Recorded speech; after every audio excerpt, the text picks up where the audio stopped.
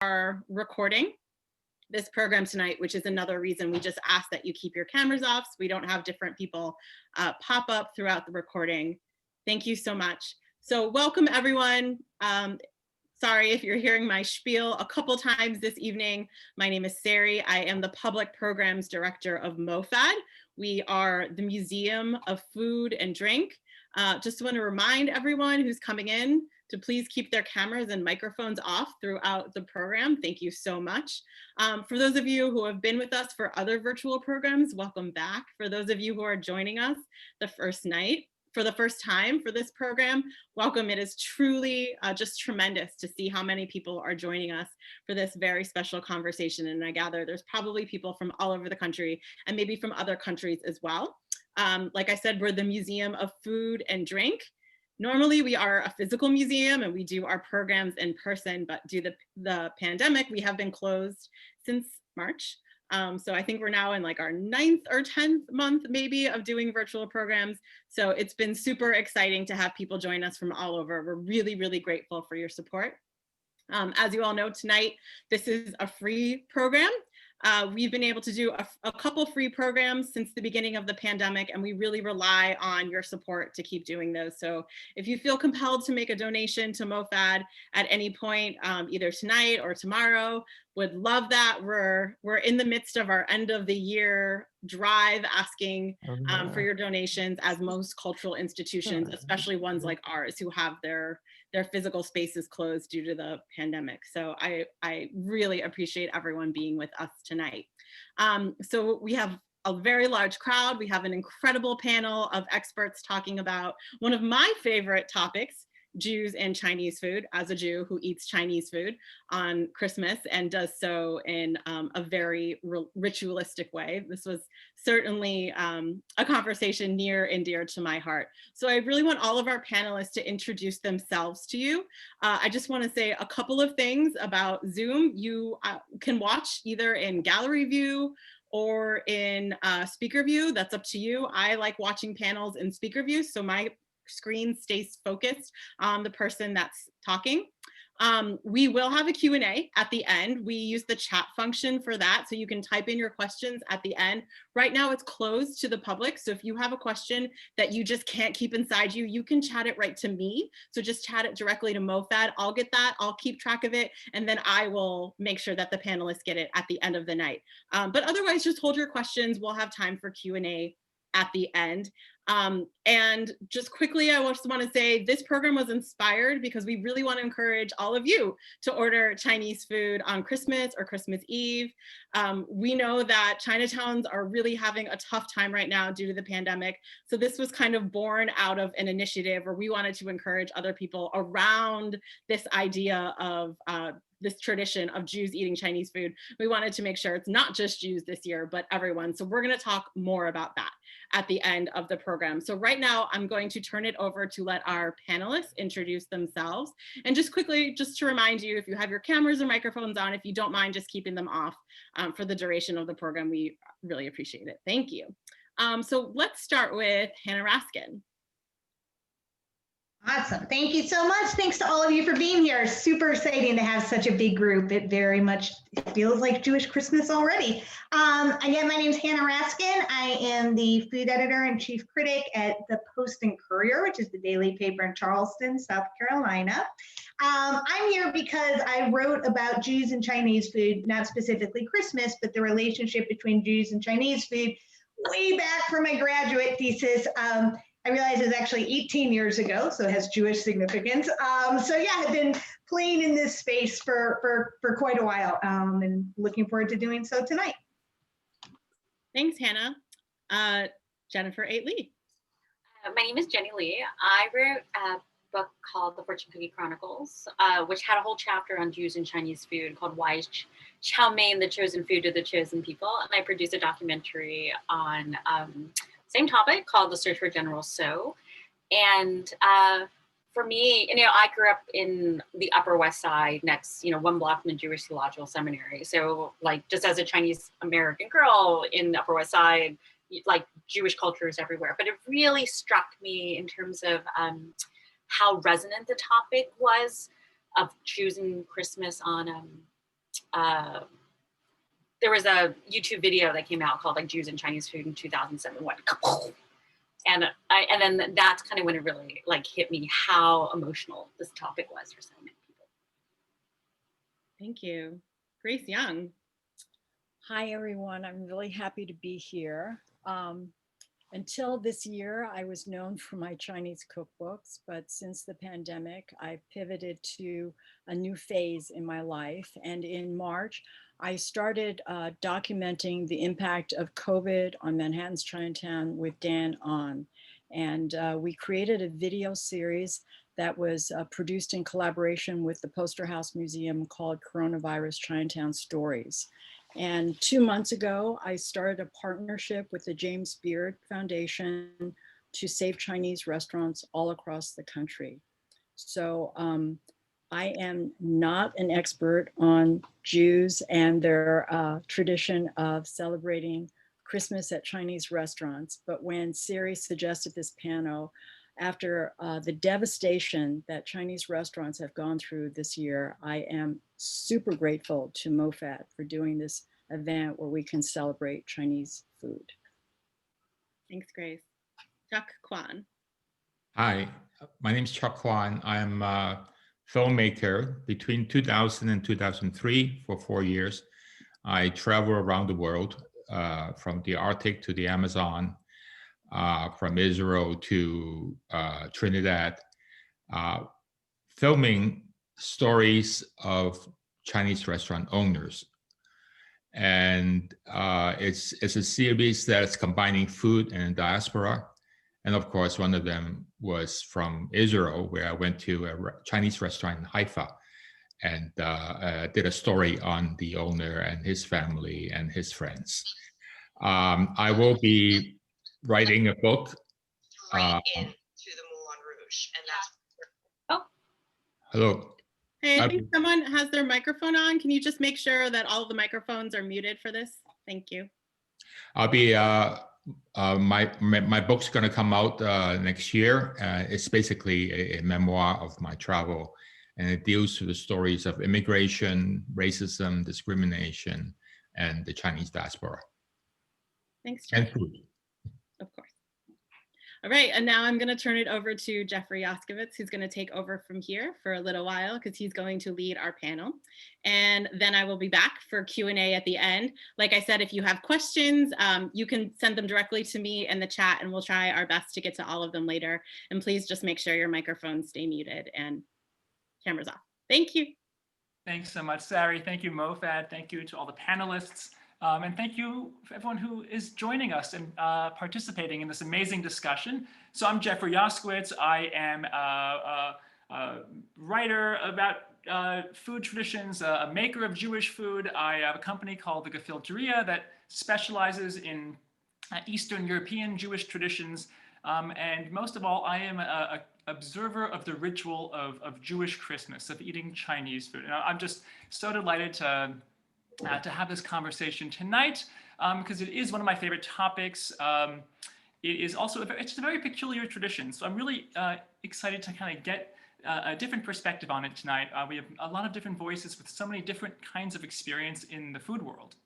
I just want to quickly say, when I taught a course last year on the anthropology of Jewish food, I included a whole session on this particular topic. My students were mostly non-Jewish and mostly of immigrant backgrounds, were endlessly fascinated.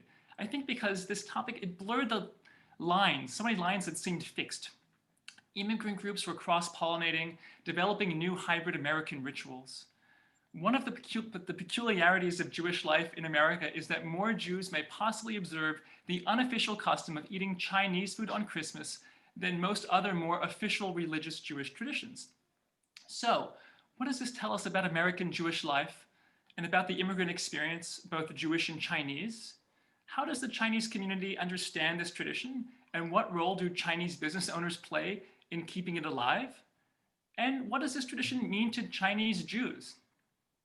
We're going to do our best to explore much of this tonight. One of the goals of this event is to highlight the importance, as Sari said, of Chinese restaurants and supporting Chinatown. We're going to talk more about that in some detail. But for now, let's delve in. So I want to kick us off. I want to ask each of you, each of our panelists, to please share a story of when or how you experienced the phenomenon of Jewish diners eating at Chinese restaurants on Christmas. Grace, let's start with you.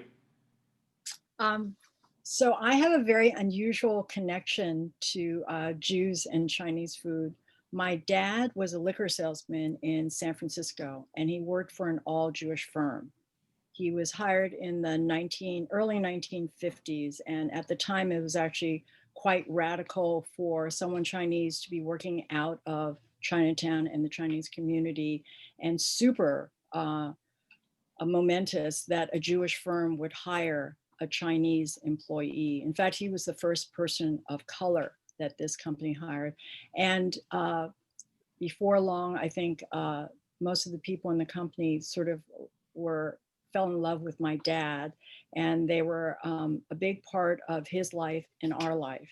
And so oftentimes Papa would invite his boss or his work colleagues over to our home for dinner. And my mother and my father would cook these very elaborate meals, 7, 8 courses.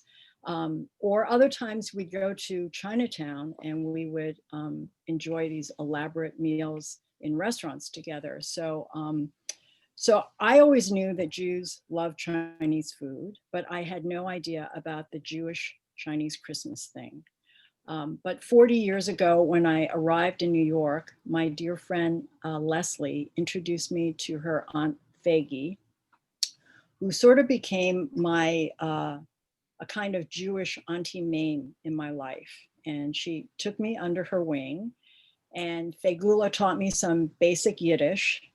She brought me to Orchard Street to shop, showed me Russ and Daughters, and gave me a fine appreciation of Nova and herring.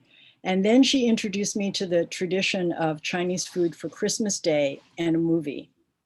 And I immediately felt so at home sitting in a dining room full of Chinese and Jewish diners. So it brought me back to my roots. And that's my connection with Jewish Chinese Christmas.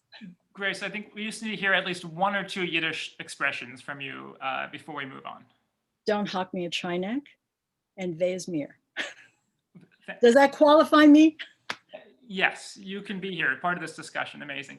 Excellent. Jenny, how about you? Would love to hear your story. Yes, I think I've always ambiently been aware that Jews ate Chinese food on Christmas. I mean, I grew up in New York City, and to the point where, I actually learned what Hanukkah and dreidels were before Christmas, right? Because if you're being raised by Chinese parents, like your exposure to Western culture comes from like your elementary school. And so we sang, the dreidel, dreidel, dreidel, or, dreidel, I will play, like, and then like we tip over as like 4-year-olds. And so actually one of my favorite stories about kind of understanding like just, how universal the sort of Jewish tradition of Chinese food has to do with actually Justice Kagan. So in my 5th grade teacher was Mrs. Kagan, who's Justice Kagan's mom. And back then I think we even actually went to visit like Thurgood Marshall when she was like working at the court as a, right out of law school. And during Justice Kagan's Senate hearing, she was actually asked by I think Senator Lindsay Graham, like, what were you doing on Christmas, as part of like a terrorism question. And Justice Kagan, then just Elena Kagan said, well, it's Christmas, so I was probably eating Chinese food. And an entire, room laughed. And I was probably sent that clip like 10 or 15 times by people who had known that I had done all of this research on Jews and Chinese food. And one of the most striking things, obviously, is if you grow up in Chinatown, or near Chinatown in New York City, you see that it's like directly adjacent to the Lower East Side, which of course is where about 80% of the Jews in modern day America are descended from folks who passed through the Lower East Side between the years like 1880 and like 1920. And so, that kind of proximity kind of speaks sort of both like the then connection between Jews and Chinese like immigrant communities, and then how that sort of kept on going throughout the decades until now. Amazing. Thank you, Jenny. Thanks for sharing. Chuck, how about you? How did you first encounter this phenomenon? Well, I live in Toronto, so I've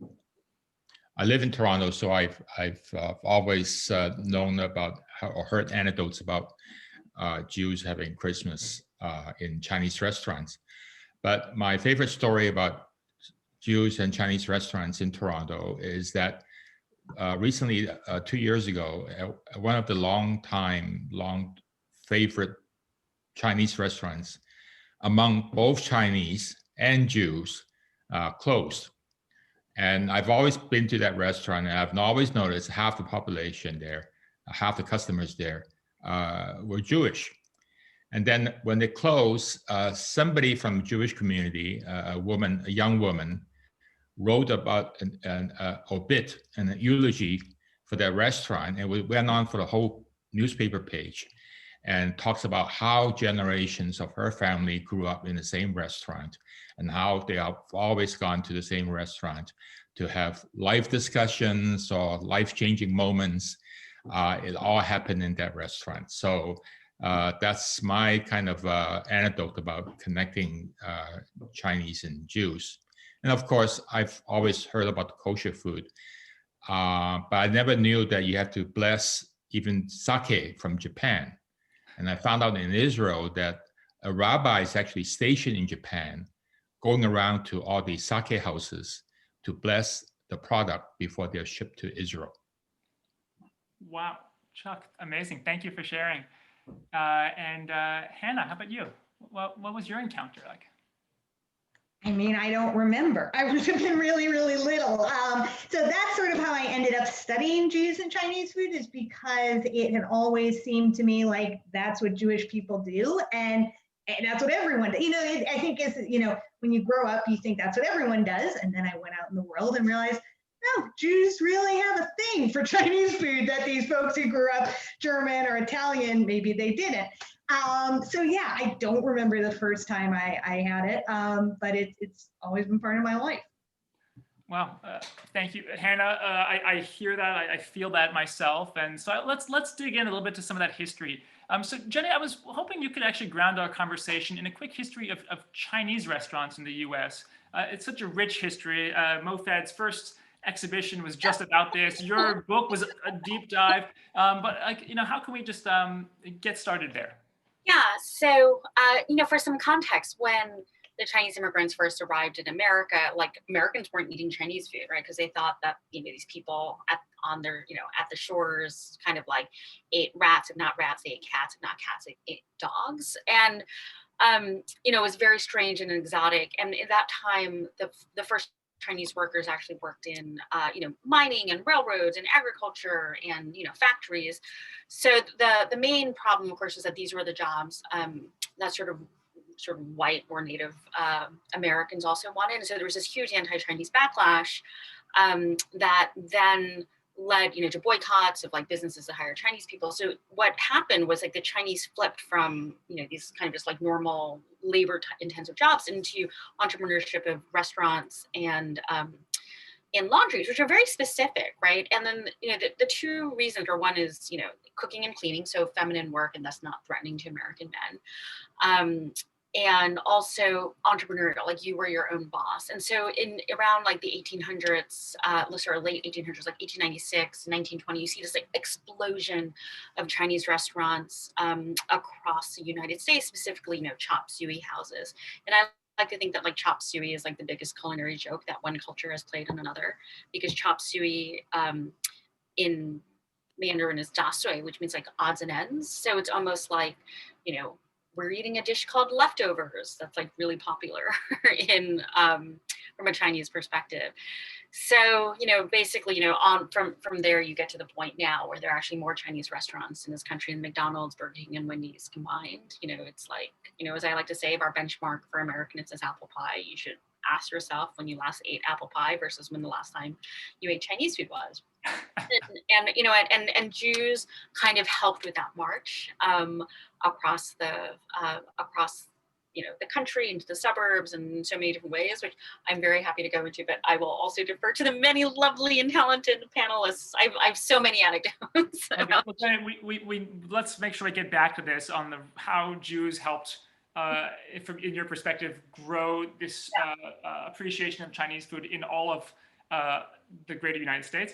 Hanna, I want to, you study this. How did Jewish immigrants come to embrace Chinese cuisine? Where did this begin, and where does this Christmas piece fit in?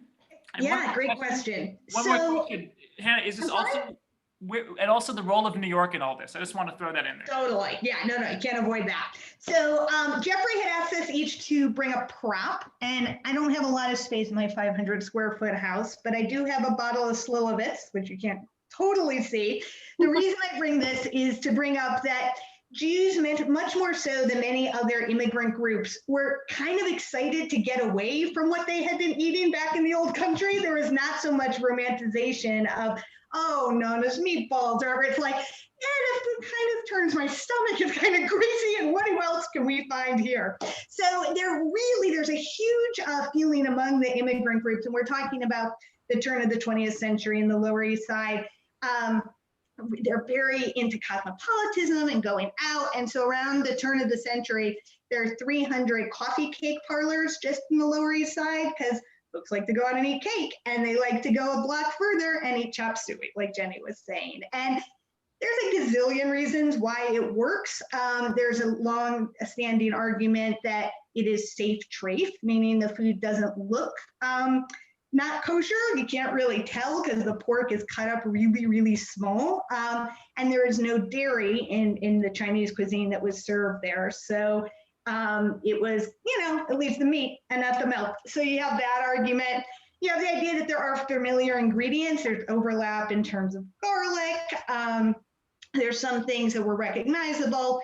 There's the theory that perhaps the Chinese restaurant owners didn't necessarily recognize Jews as Jews, but thought they were just more dumb white people, and so the Jews had an opportunity to be treated not as Jews, but just as customers, or so they felt. Who knows what's true? We don't know. But if everyone is a little bit true, we start to get at why maybe there is such an affinity for Chinese food in the New York Jewish population.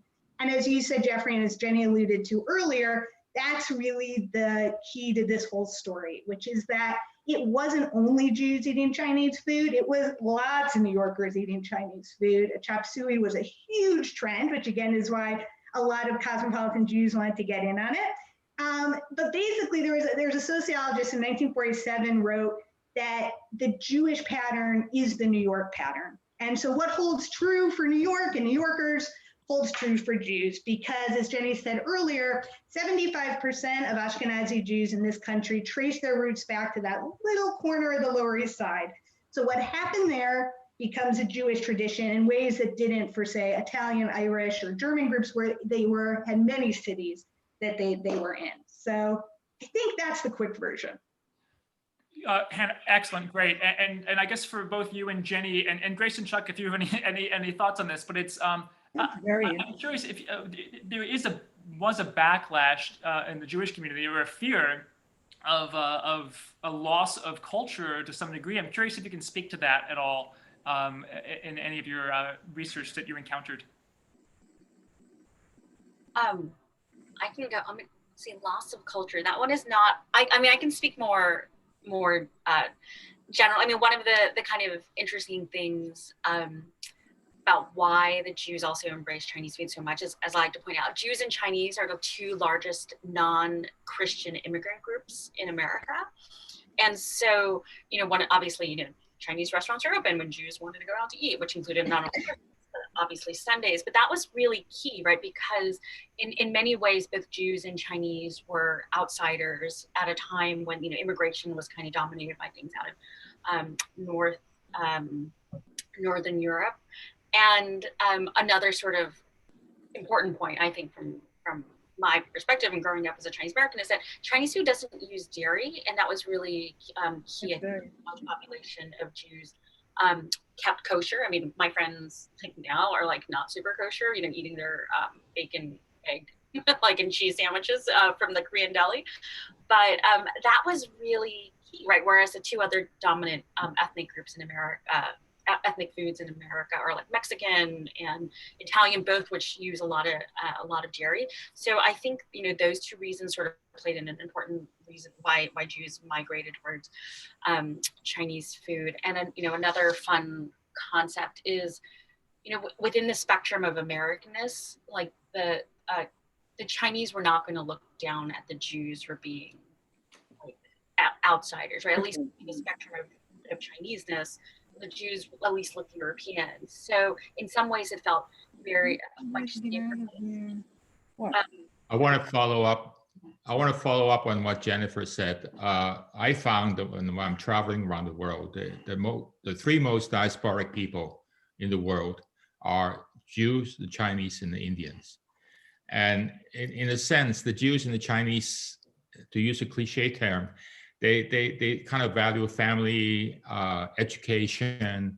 So in that sense, I think they see in each other as people. They recognize the kind of same trait that they've been going through around the world. And so there's a bit of a more affinity, for example, in the social and cultural sense, that they would flock after Chinese restaurants per se, so that because they kind of see each other in I guess in life in America. Yeah, I would follow up today just briefly that family emphasis that Cheuk just mentioned is very important, sort of the style of serving and these big portions that the entire family can enjoy together. I'm sure Jeffrey can speak to this much more than I, but I've spoken to deli owners now who say one of their biggest customer bases now are immigrant Chinese families, which I think is very interesting, responding to a similar dynamic. Love that, Hannah. Thanks for sharing that. Cheuk, I actually want to revisit some of so you've traveled around the world and documented Chinese restaurants in places from Mauritius to Brazil to Israel. In your travels around the world, have you observed a similar relationship between other ethnic groups and Chinese cuisine? Have you seen anything like this sort of one culture's embrace of another and ritualization of it? Well, the only country I can see right now is there are two groups of people. One are the Peruvians. They basically adopted Chinese food as their national cuisine. And in Peru, it's called chifa. And there are more chifas.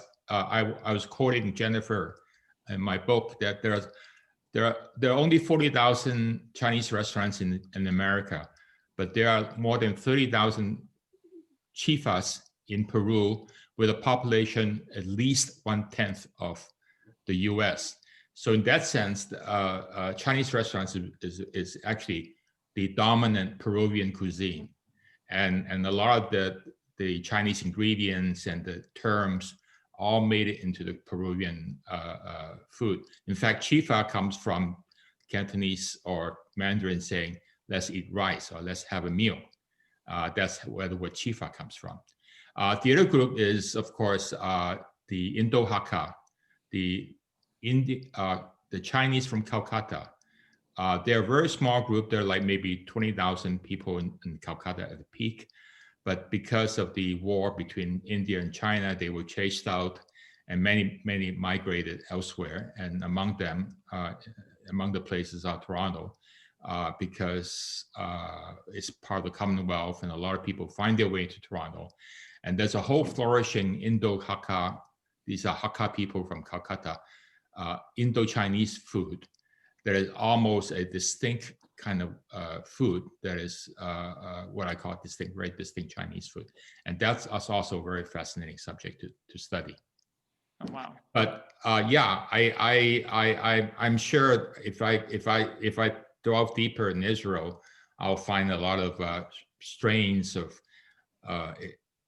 Jewish Chinese food around.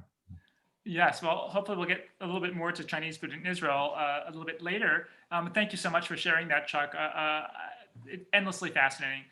So Grace, I just want to quickly turn to you. You know probably almost every restaurant owner in Chinatown.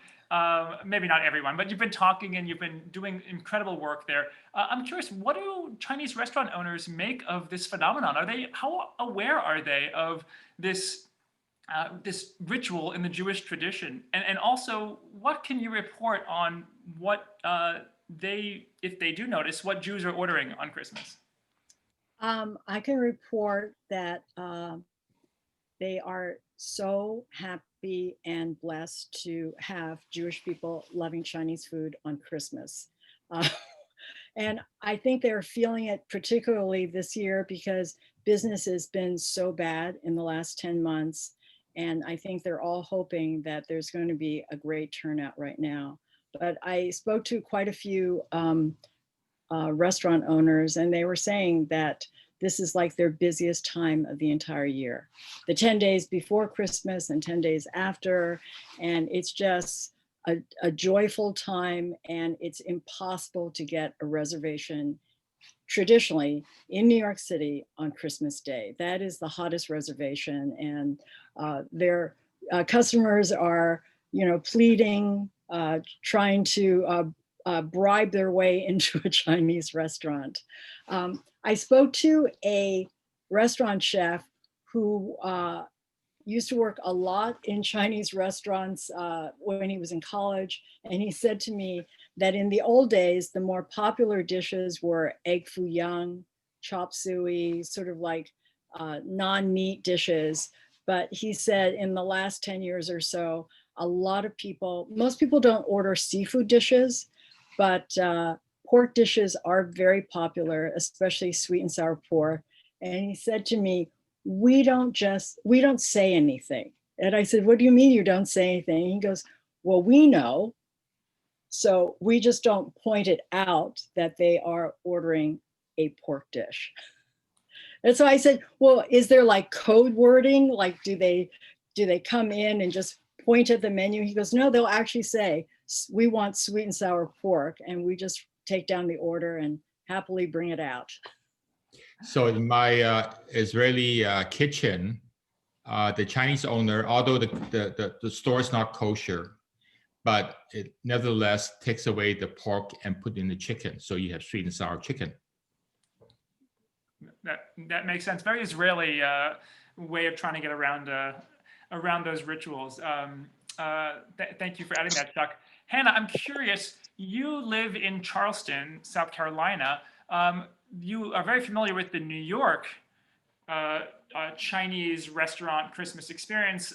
How is it different down south? How do you experience it? And what are you eating? With great trouble, because the most of the Chinese restaurant owners here are Christian, and they close for Christmas. Not all, but oftentimes especially when I'm out of Charleston on the holiday, if I'm just somewhere else in the Southeast, especially in rural areas, it can be hard to find a Chinese restaurant that's open. So in terms of what we're eating, it's really interesting how Chinese American food has evolved regionally. So one of the things that's really big here is Chinese food is what dominates the Chinese food here, as opposed to New York City, is fried chicken and rice, which is the traditional Gullah-Geechee diet. So of course you can get all of the Chinese American dishes that you can find in New York, but if you ask owners what they sell the most of, and that's what they sell the most of. Interesting. Yeah. Jenny, can I pull you into this as well? Just a little bit about just some of these Americanized or these items on restaurants that we commonly maybe see. You made a whole documentary on General Tso's chicken. What are these foods that we're ordering? Many people are ordering at these Chinese restaurants. Like, where are they? Where do they actually come from? So, a lot of the dishes that we think of as like Chinese in America aren't actually recognizable people in China. So this is like General Tso's chicken, beef with broccoli. Broccoli is not a Chinese vegetable. It's actually an Italian vegetable that became popular in America in the 1920s. You see like an explosion of articles about this like new vegetable called broccoli, because it was essentially like the kale of its day, like the new hot green. Things like egg rolls. Like egg rolls are like grotesque and like gargantuan from a Chinese perspective. Like there's spring rolls, but these like bloated, like pimpled things are not Chinese. And obviously fortune cookies are like not Chinese. In fact, Chinese people are very, confused. If you give them cookies, fortune cookies, they will like bite and then like be completely surprised that there's a piece of paper, and they're like, what is this? And you're like, oh, it's a fortune. And they're like, Americans are so strange. Why are they putting papers in their cookies? So I like to think of these foods as what I would call like indigenous foreign cuisine. Think of it not just as something from, like it's not just Chinese food, like burritos, spaghetti with meatballs. We think of them as foreign and ethnic cuisine, but they're actually like mostly recognizable and consumed in the United States. So in many ways, some of the dishes that we have in the United States with, there's a lot of pork in Chinese cooking. And I've always really found fascinating this idea that like Jews will eat pork and shrimp only in Chinese restaurants, because it doesn't look like, I guess, pork. I mean, it looks like pork to me, but I guess it doesn't look like pork to them. And I find this tradition even continues to, my Jewish friends of, so it was their great grandparents that came over, but still they're like, oh, I don't eat pork, but we'll eat it in a Chinese restaurant. And I found that kind of rule just so fascinating, how it gets passed down generation after generation. Well, Jenny, that's the 5 sets of dishes in a kosher house. This is one of the many jokes about Chinese food is you have your meat and your dairy dishes, you have your Passover meat and your Passover dairy dishes, and then you have your 5th set, which is just for Chinese takeout. I did not know that. I mean, okay, well, speaking of jokes, there's one other joke that we promised we would get to. So that one's not mine. I know which one you're talking about. Okay. I don't know the numbers. Nobody did the math. No one did the math, but I'm going to try it with the wrong years. Okay, no, I can't do it. The Jews have been around for 5,000 years. The Chinese have been here for 3,000. So for 2,000, what did the Jews eat? Jenny and I both agreed, having spoken on this topic to lots of brotherhoods and sisterhoods, somebody always tells this joke. So we wanted to be told to it. What do they eat? Like, I don't know, for 1,500 years or whatever. Okay, great. We got that out of the way. I got better jokes. I'll tell you all later. That's not the best. We'll bring some jokes up later, but this is something that is often very much talked about in the Jewish community, and so therefore there's a lot of humor attached to it. I want to quickly turn to kosher Chinese restaurants, and I just want to start off by saying that I went to a Jewish day school growing up, and when every day of the week, or if you were on the meal plan, lunch was essentially ordered in from a different restaurant, and Thursdays was the Chinese food day, and that was the most popular day. It was from a place called Eden Walk in West Orange. Oh yes.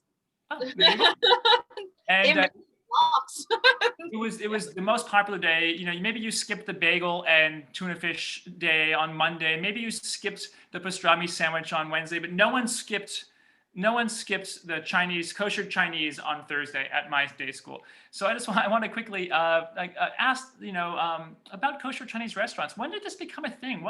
And I'm curious also, Grace and Cheuk, if you've encountered some of these owners of kosher Chinese restaurants, and if you have any stories there. But Jenny, I know that you have a lot to say on kosher Chinese restaurants. Well, let the other. I'll let the others go. I have like fun little punchlines too on this. Well, I'd rather hear, I think, what Jenny has to say about it. I don't know so much about kosher Chinese restaurants, but my prop is my kosher Chinese cookbook. Yay, Millie's from Millie Chan. But yeah, I think we should let Jenny take over here on the kosher Chinese restaurants. I love the passionate devotion that like kosher Chinese restaurant patrons have for like these places, because in many cases they may be the only kosher Chinese place, not only in the community, but for like dozens if not hundreds of miles. And actually my favorite like kosher Chinese restaurant that I found, it's really not a restaurant, it's more like a takeout place because it's in a Kroger's, is in Atlanta. It's like inside the Kroger's, and it's called Hai Peking. And it, when I encountered it, it was like the only kosher Chinese restaurant in like all of the Southeast. So they would deliver like buckets of Chinese, sweet and sour soup, and like vast trays by private plane. I mean, people would also order it so that it would be like on dry ice and like overnighted. I mean, they were called upon to sort of do remote catering for weddings, and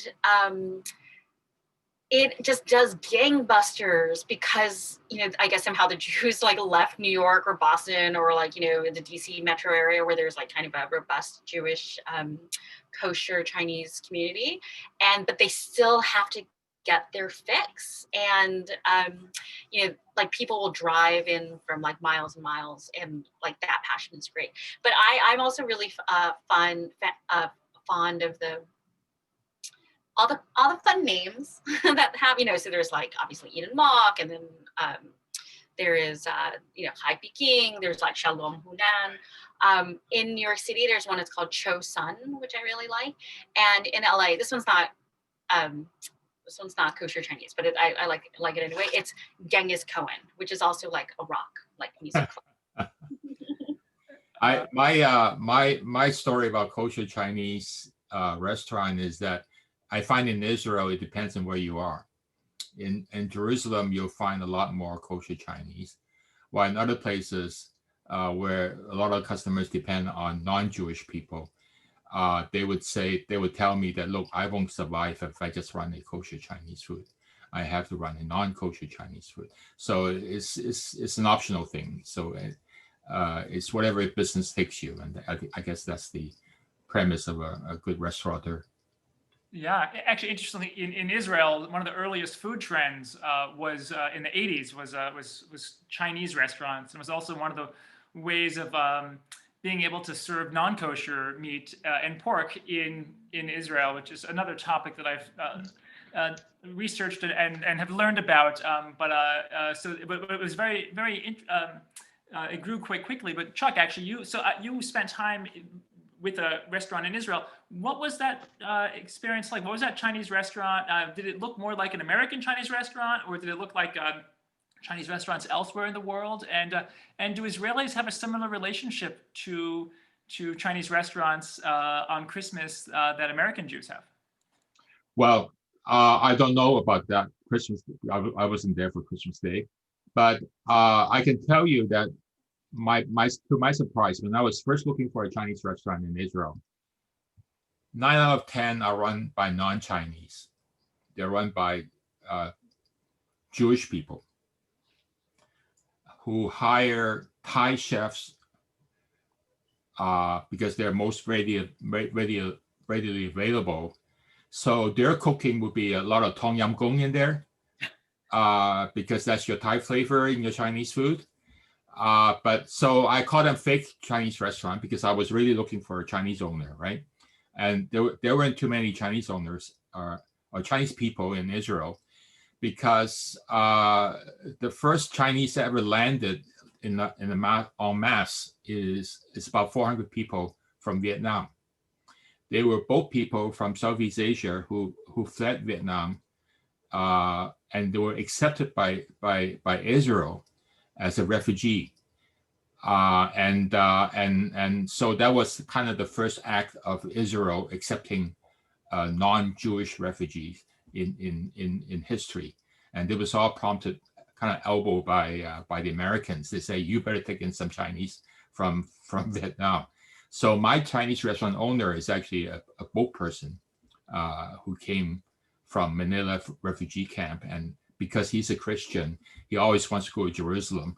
So he said, look, I want to go to Israel before I want to go to US or Canada. So that's how he ended up in Israel. And he opened a restaurant. So the restaurant you will see is basically a simple Chinese restaurant, no different from any other restaurants you see around the world, except that, of course, it's in an Israeli locale. So other than that, there's nothing unusual about that. Okay, amazing. Someone did write in to the chat, Cheuk, that Chinese food in Israel is not very good. So maybe others have some thoughts. Feel free to. Depends who's cooking. There we go. So it depends on the restaurant. I think that's important. Depends on the chef, yeah. So thank you, Yoshi, by the way, Yoshi Silverstein, for adding that in. I appreciate it. Okay, it's 2020. This is a Christmas that's different for everyone. I'm curious I'm curious how this tradition has been evolving and how it's going to look different this year than it has in other years. This is to the panel. First, let's start. How is this tradition, this Jewish ritual, how has it changed in recent years? And then what is it going to look like this year? So one thing I just wanted to say briefly, I wanted to pick up on what Jenny said, which was when she was in Atlanta, saying that these people, even though they had left New York, they were still going to get Chinese food on Christmas. And I would contend it's because they left New York that they're going to get Chinese food on Christmas. I feel like going to get Chinese food and going to the movies actually has real significance culturally to Jews. It's where we came from. And this great achievement in Hollywood, we really, made movies. Like there's actually a meaning to both parts of that. And the reason this is background for me saying, certainly more so in the last decade, Jewish Christmas has become very generic, and it's become something that a lot of non-Jews do. And so if you ever see me on Fox News, I'm going to be the one saying that Jewish Christmas needs to remain Jewish Christmas and not celebrated by those who don't fully grasp the meaning. So, I want everyone to eat Chinese food this year, no matter what faith that they practice. But it is just very important to me that Jewish Christmas retain its cultural significance. And to that point, I will say many of my Christian friends have expressed interest in celebrating Christmas with me because it's so attractive. It's so exciting. It's so interesting. Apparently Christmas isn't any good at all. I thought it was great. I mean, it's not growing up, but. Well, it really flipped the script there. Jenny, any ways you've been seeing this tradition evolve in recent years? Yes, actually one of my favorite things is, I loved when which is the restaurants that offer the Jewish restaurants, so quintessentially Jewish restaurants, including Mile End, offering the Chinese Christmas, and so it's like a Jewish-y restaurant cooking Chinese-y food in the United States. I love that, and one of my tiny little things is. Our documentary, The Search for General. So it was going to open January 1st. And so we did a pre-screening at the JCC on the Upper West Side. So one of the biggest, fanciest JCCs in the country. Their gym was like an Equinox.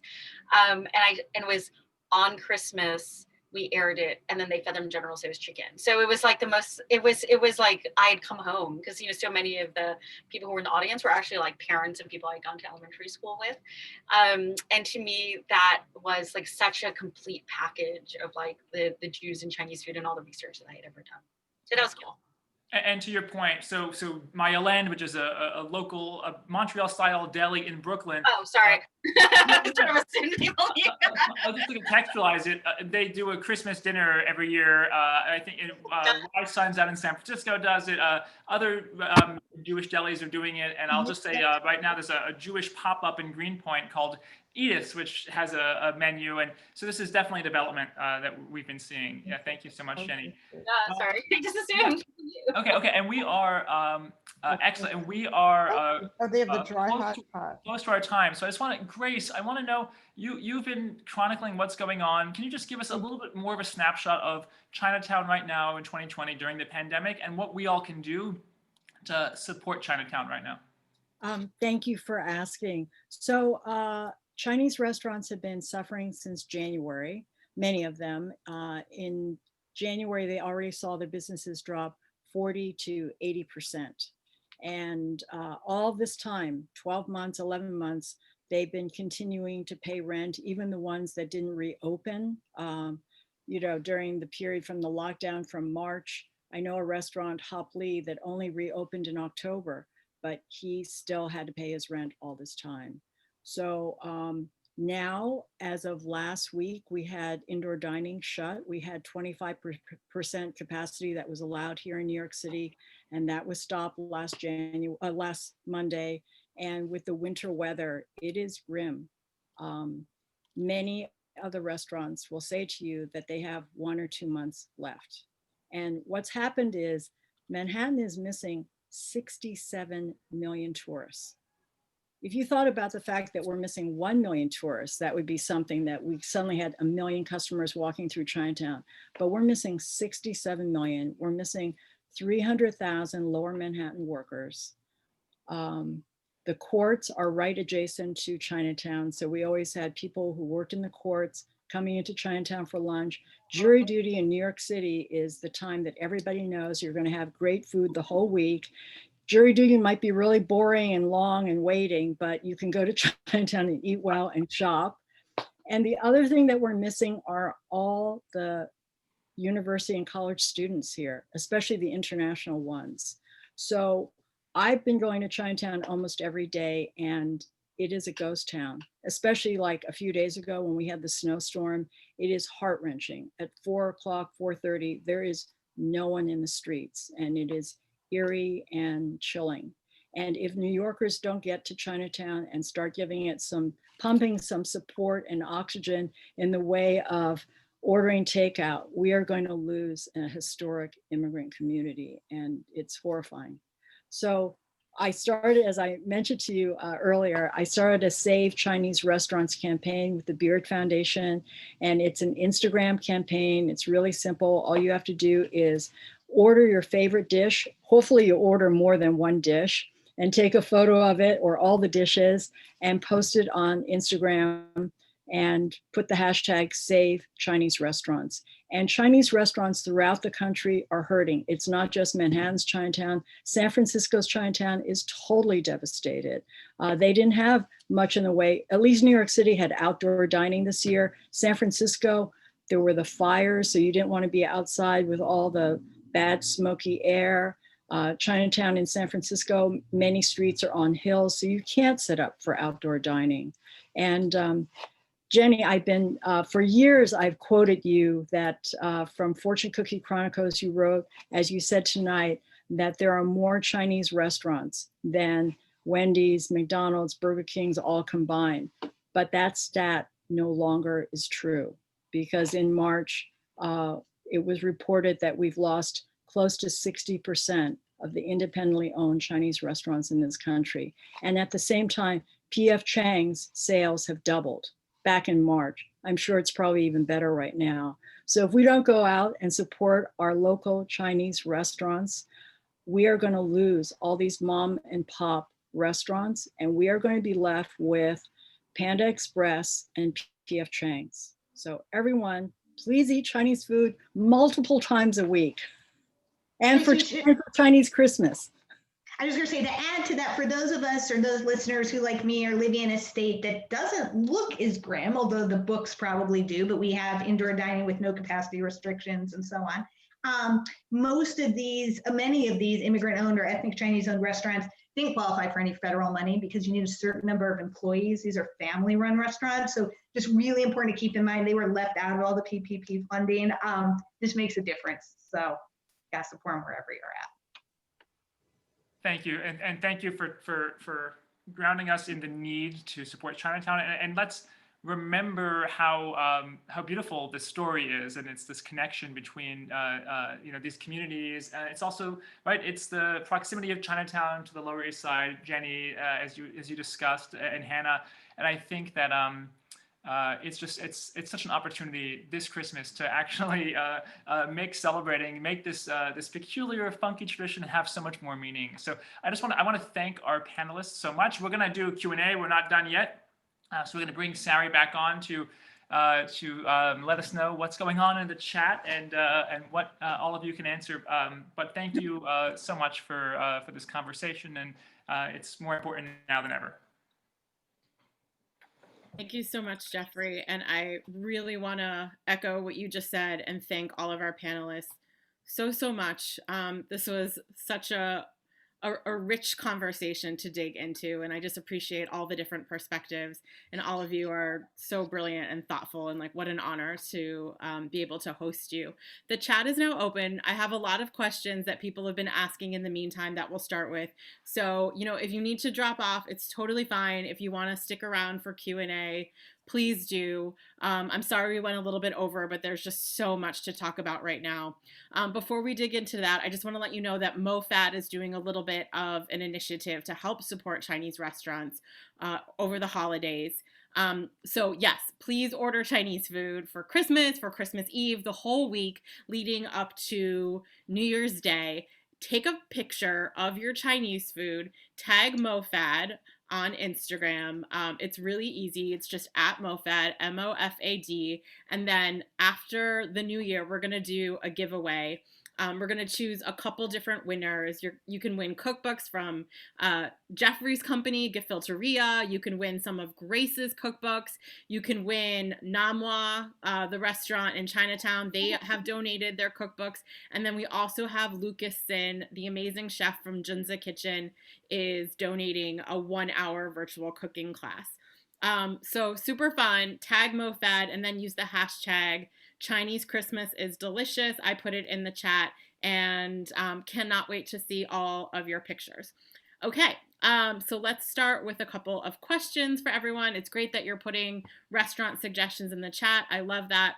Okay, first question. I remember reading an article where the Jewish author said New York Chinatown was a good meeting place for her and her parents because they could eat chicken feet there.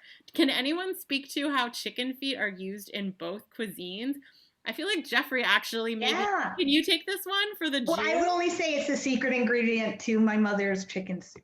Ah, very good. Well, Jeffrey, as an expert of old world Jewish foods, would actually love to hear you speak to this.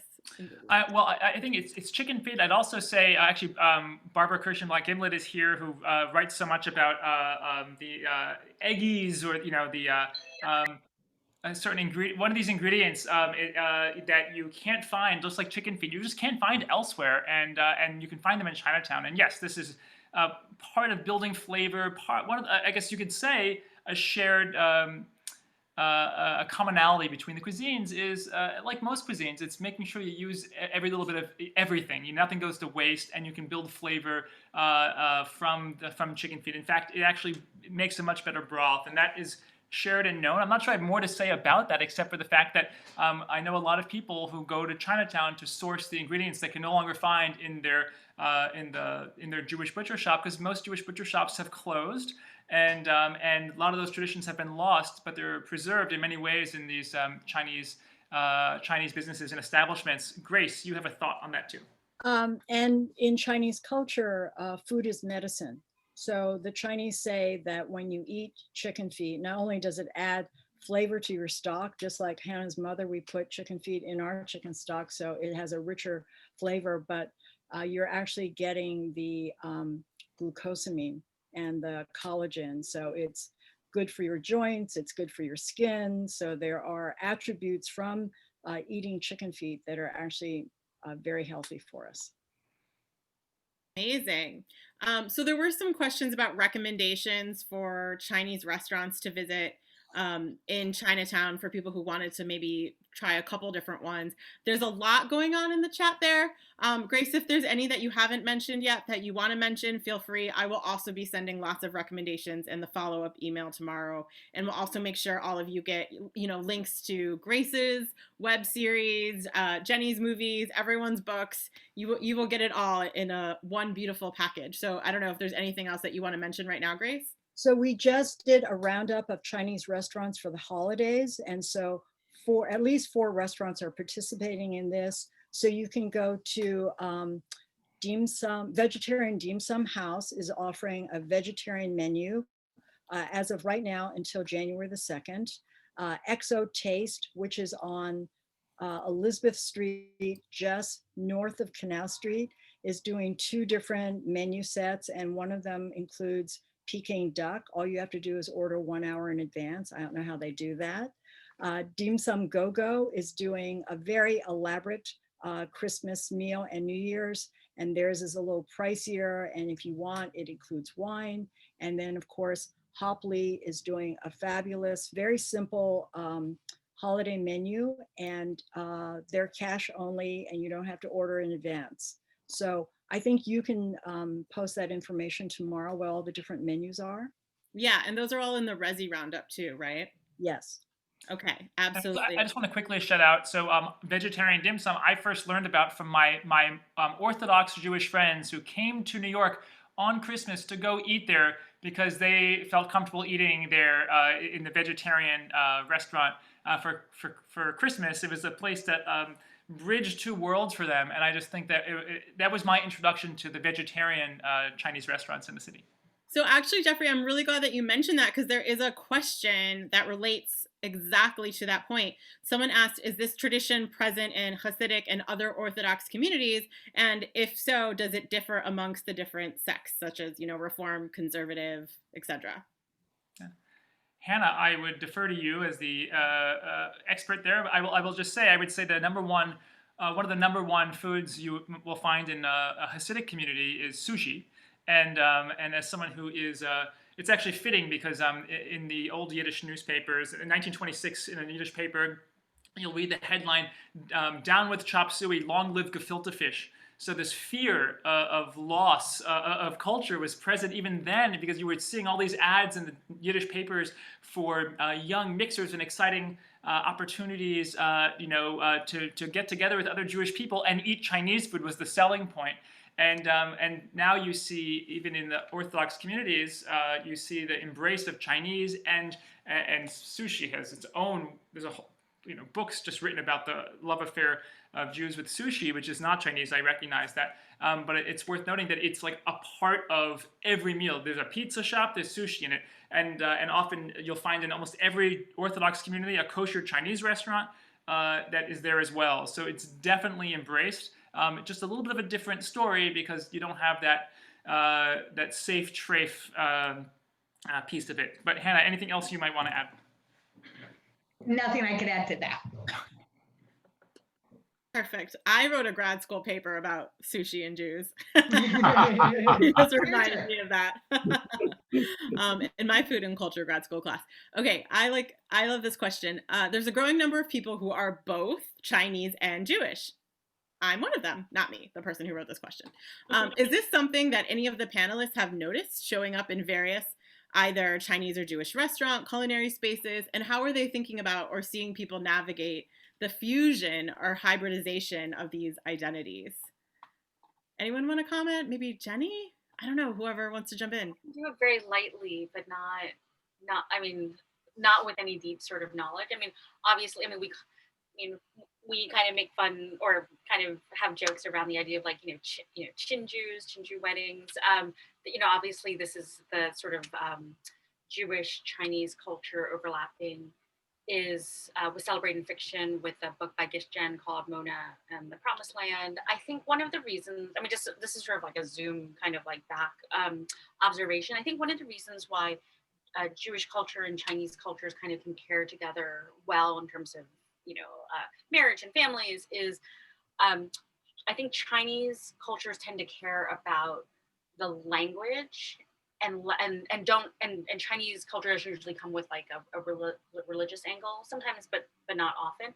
Whereas Jewish culture cares a lot about like the religious kind of traditions that are passed down, and at least with my Jewish American friends are a little bit less fussy than language. So obviously you send kids to Hebrew school, so you have this kind of nice kind of melding of families where you can raise a kid to speak Chinese but also have a bar mitzvah or bat mitzvah.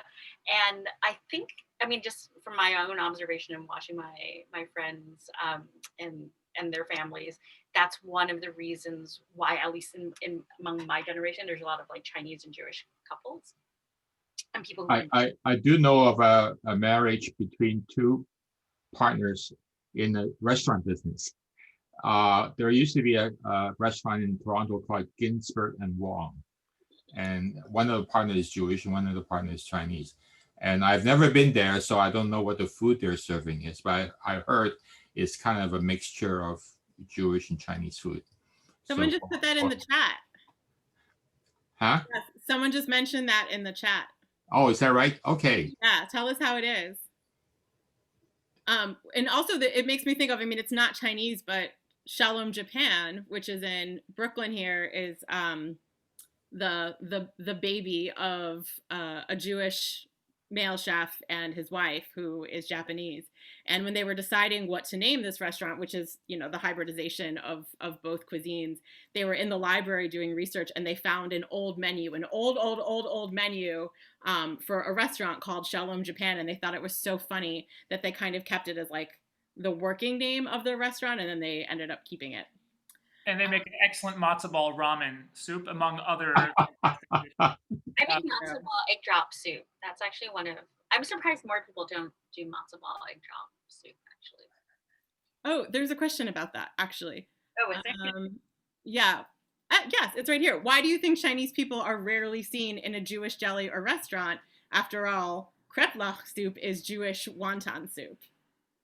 You know, I mean, I have an observation, but maybe like Grace and Cheuk have observations. I think like Chinese people just really, really like Chinese food. I mean, like if you go to Italy, for example, like there are like restaurants that basically just exist, like Chinese restaurants that exist in like Italy and maybe Paris for Chinese tour groups, right? So like Chinese people like go to like, you know, these countries that are known like globally for the exquisiteness of their cuisine, and they'll still eat Chinese food. So I think part of it is, you know, they might venture like Korean food or like Thai food, but on some level, you know, there is a generation of you know, at least my parents and kind of above that's not the most culinarily adventurous. Yeah. And yeah, but I think because I'll make this one observation. Chinese restaurants in Italy used to suck, like until there was like a surge in Chinese tourists out of China, and now they're pretty good. Like you can get one food. That's like Flushing in New York, right? So it's the center of Chinese cuisine now. Is in Flushing, especially Northern Chinese food. But I want to start a story about tour groups. Is that one of the big reasons is cheap. So the Chinese tour groups can afford to put the whole bus into a Chinese restaurant, and you know that you will always find some space in there. And in fact, the restaurant I did a story on in Norway, which is in the Arctic Circle, they were, if it wasn't for Chinese tour groups, they would not have any business in the Arctic Circle. So that's what they're for.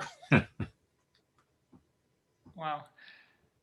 I do want to just quickly, speaking a little bit to a question earlier about some of these fusion dishes, I wanted to just shout out a chain in Detroit, the Detroit area, called Asian Corned Beef, which is essentially these like deep fried egg rolls with corned beef from someone who worked in a Jewish deli, and then you know, and brought that tradition and created essentially a fast food chain. And it's wildly popular in the Detroit area. So I just wanted to shout them out. Thanks, Jeffrey. Feel free to put that in the chat. Someone asked if it's a coincidence that the word for pork in Mandarin sounds like juro. Oh my God. What does that mean? So I get the Chinese side. I don't know the Jewish joke side of that joke. Yeah, zhuro. Well, the way that they spelled it out, they spelled it like Jew. Oh, Jew. Got it. Okay, got it. Okay. I mean, I think they were trying to be funny, but I get it. Okay, I get it. Bad joke. It's a joke. Okay. Let's see. One of the panelists said that there are about 40,000 Chinese restaurants in the U.S. Approximately how many of those restaurants are in New York City? And what recommendations might the panelists have for vegan Chinese restaurants? Well, Grace, you already mentioned a few, right? Yeah, but as I said, that 40,000 number doesn't count anymore. I think we're probably down to maybe like less than 20,000 right now. And in Manhattan's Chinatown, I think the number was that we had 300 restaurants, and we've lost a lot of them in the last couple of months.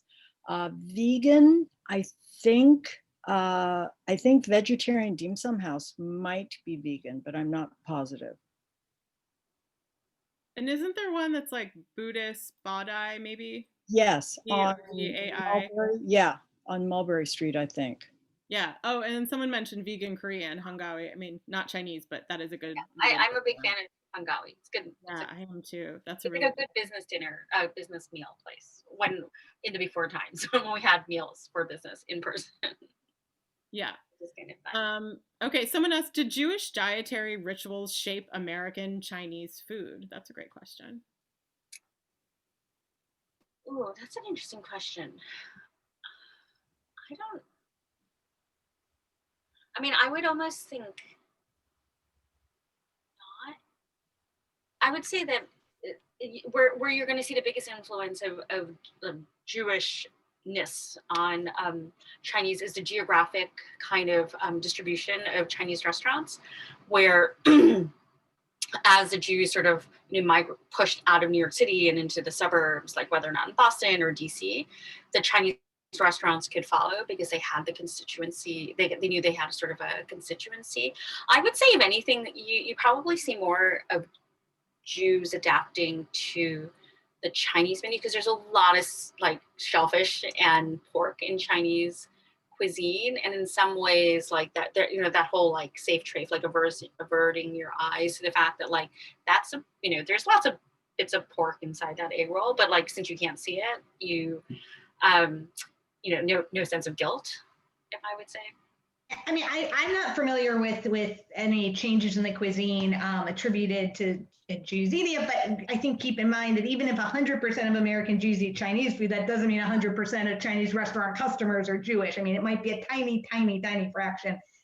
So I don't think it's been enough of a wave to change the way they're cooking. Yeah. Okay. Do we know anything about the cuisine of Chinese Jews, i.e. the community in Kaifeng? Chuck? Sorry. I think they're just like immigrants. So in that sense, they maintain the Chinese tradition, eating Chinese food. And of course, the next generation are more Israeli-fied. So in that sense, they marry Jewish people, they marry other people, and so it's just no different from any immigrant group anywhere in the world. They still maintain a strong sense of, one of the cliches, and Jennifer would agree with me, one of the cliches that, everywhere Chinese go, they always kind of maintain their food. That was the biggest thing they keep. Like you can have Chinese Americans 4 generations apart, but they always want their rice.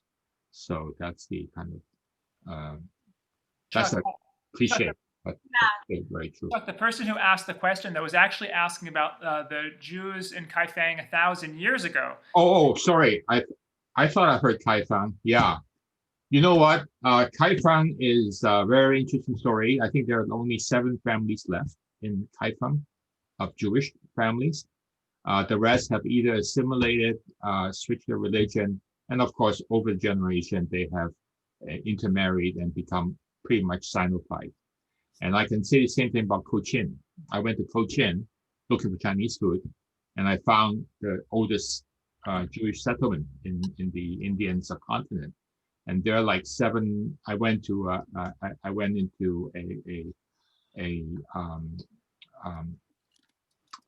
the community. There were like maybe 4 to 7 Jewish families left in Cochin.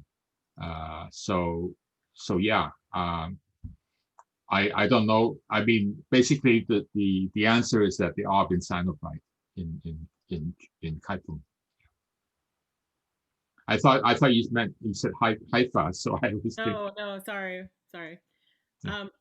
Okay, maybe Hanna, you want to take this? What have Jewish-Chinese relationships been like over time, both in terms of support and perhaps antagonism at times as well?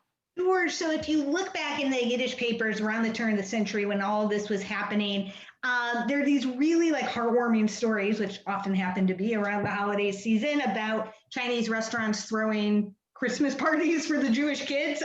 Again, where they didn't necessarily distinguish between Europeans of one religious extraction or another.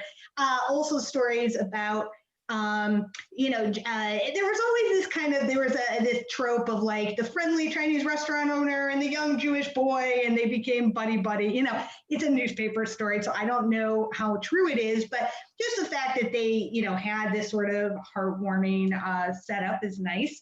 But as we spoke about too, it is true that just because American Jews really like Chinese food doesn't always mean they really, really like Chinese people. They don't even always make the association. So I don't want to say, I'm always very careful about people saying food brings people together. Food brings people, doesn't necessarily bring them together. So, I mean, one example in my family is just my grandparents. I remember my grandfather always took such great care with the Chinese takeout, always. Like, I remember he used to buckle it in the car, and it was a valuable treasure. And and as I've said before, he used, he referred to Chinese people in using ethnic slurs at times. So I think it has the potential for cross-cultural understanding, but I don't want to overplay this and say that there's some sort of solution. I appreciate you sharing that, Hannah, and I'll just say I think that this is an opportunity, I think, for the Jewish community, and this is something, often this kind of conversation about Jews and Chinese food is just happening among the Jewish community. And Jenny, I know you've gone and spoken to 40 Jewish community centers and talked about this topic, but it's not always one where we're bringing multiple voices to the table, where Chinese restaurant owners or people are part of that conversation. I think it's important to change that. And I think we're doing that tonight. And I think that it's really important also to recognize that the relationship between the restaurant owner and the servers and the patrons, it doesn't have to just be you're being served and one of consumer and one of producer. It can be one really of where we're actually crossing the aisle, so to speak. So Hannah, I would just say, this is, I think, 2020. This is a great time. This is the year when I think Chinese restaurants need our support more than ever, but also need us to engage them in more human relationships. Absolutely. And I should say, when I'm referencing is historic, we're talking about the practice of, my grandfather 50, 60 years ago. So things do evolve. But I am very hopeful that, as you say, I think there's so much opportunity and potential here. I'm very hopeful that this year people will eat at Chinese-owned restaurants. I know we talked about a lot of delis that are doing Chinese food. I think because of all we've talked about, what Grace has brought to our attention, I think it really is meaningful to support Chinese restaurant owners this year. And I hope everyone does. Yeah, and there's a question here, how can the Jewish community better combat anti-Chinese xenophobia and racism? It's a fantastic question. I think this is a start.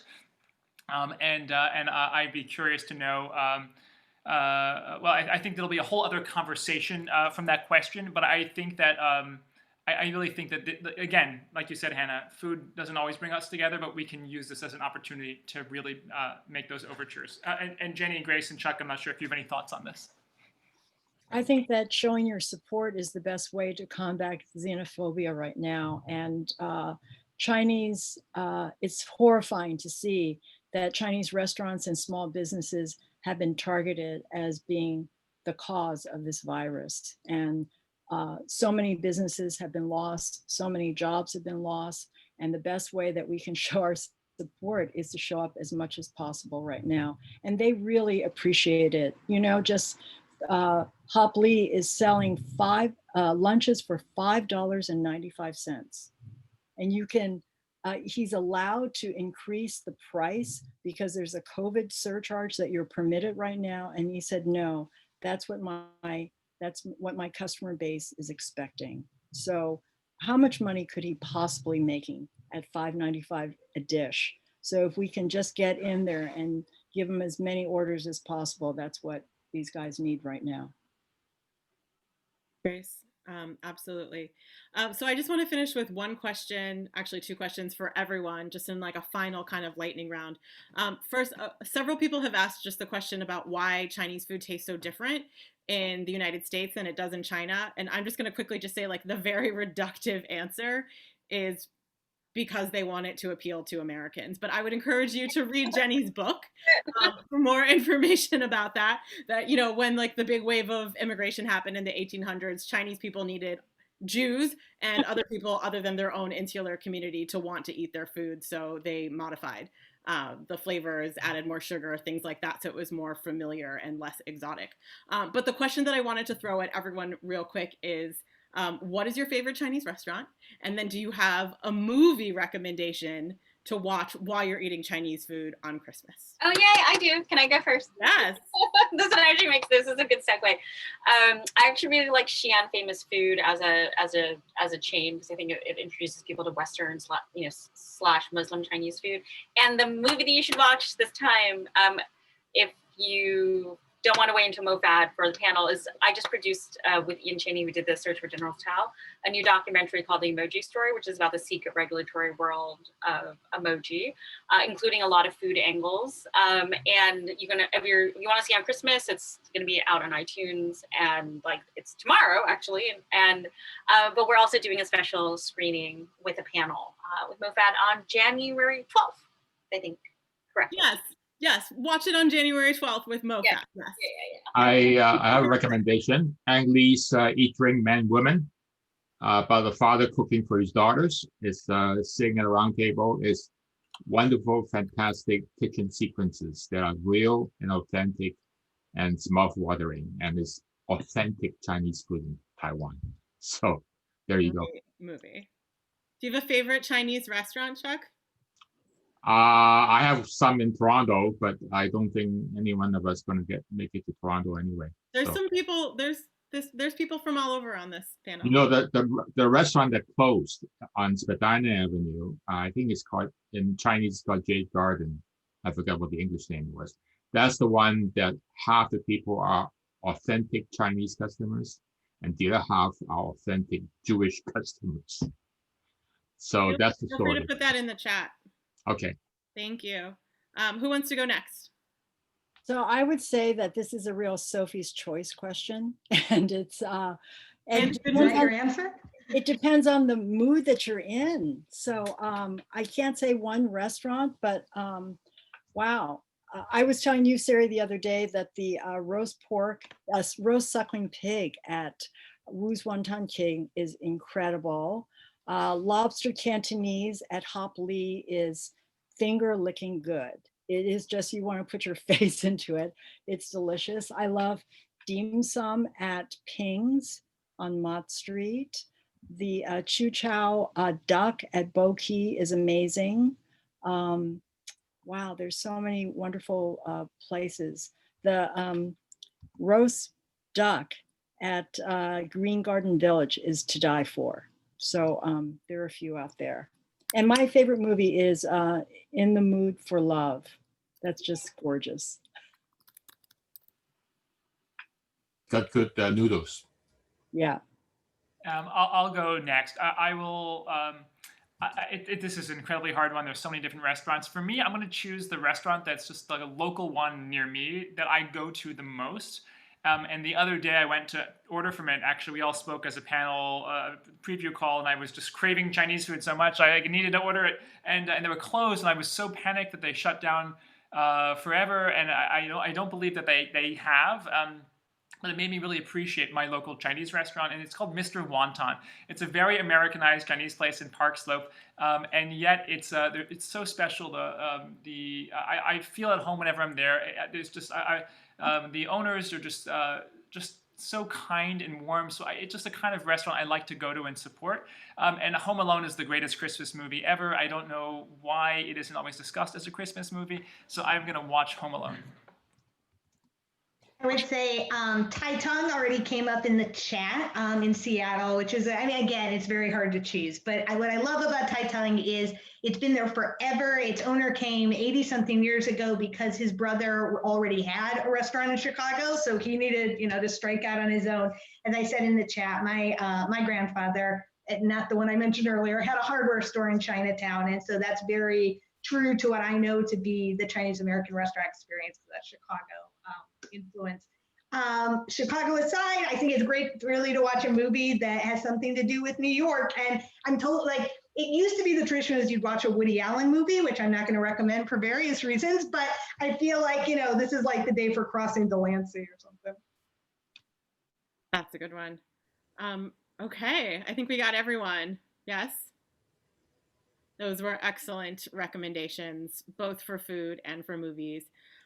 Great. Thank you, everyone. We are going to wrap up now, but I promise I will go over all of this and send as much as possible in what looks like is going to be the longest email of all time tomorrow. And I'll make sure that Grace sends me her specific recommendations because I know I didn't get all of the dishes. Great. Thank you, everyone. We appreciate you. Don't forget about the giveaway with MOFAD that's happening over Instagram.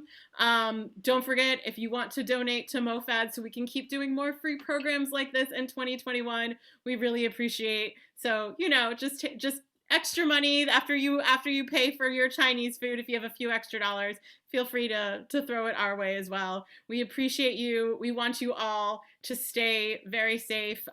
We encourage you to stay safe during the holidays. Stay home, order Chinese food, watch these great movies, and, you know, hopefully next year we can all be together in person eating and drinking.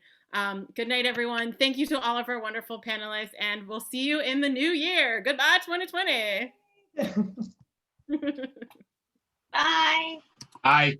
Bye. Bye. Thank you, everyone.